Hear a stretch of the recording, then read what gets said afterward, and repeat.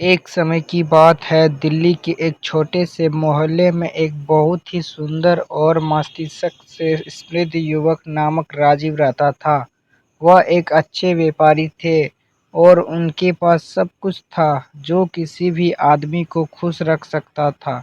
हालांकि राजीव को अपने दौलत और सफलता से कुछ नहीं मिलता था और उन्हें अपने जीवन में स्थायिता की आवश्यकता महसूस होती थी। एक दिन एक समारोह में राजीव एक सुंदर सी लड़की से मिले जिसका नाम सिया था। सिया भी एक ध्यानशील और अच्छी नीतियों वाली थी। वे एक दूसरे से प्यार करने लगे और जल्द ही एक साथ चलने का निर्णय लिया। राजीव को लगता था कि वह अब खुशी की ऊंचाइयों तक पहुंच गया है और अपने जीवन को संपूर्ण करने की ख्वाहिश रखता है।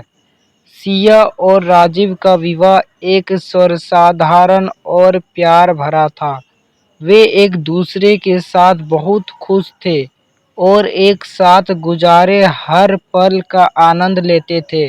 उनके बीच दोस्ती, विश्वास और समझदारी की बूंदें थी जो उन्हें हमेशा एक दूसरे के करीब लाती थी। जब तक कि एक दिन राजीव को एक दुर्घटना में अपनी दौलत का एक बड़ा हिस्सा खो दिया। उन्होंने एक बड़ा उधार लिया था और उन्हें लगा कि वे इसे वापस नहीं कर सकते हैं।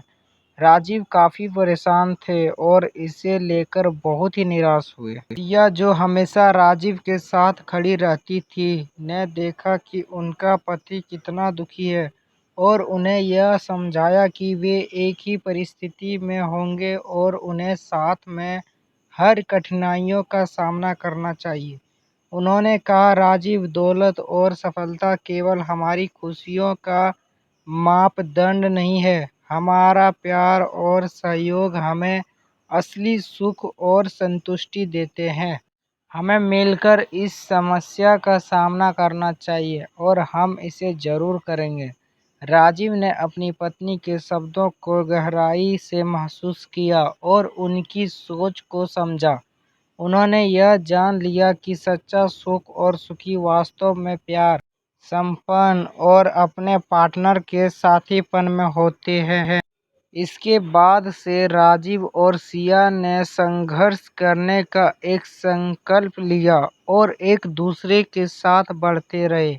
वे अपनी संपत्ति के नुकसान को भी देख लेते हैं, लेकिन खुद को एक दूसरे के साथ खुश और पूर्ण महसूस करते रहते हैं।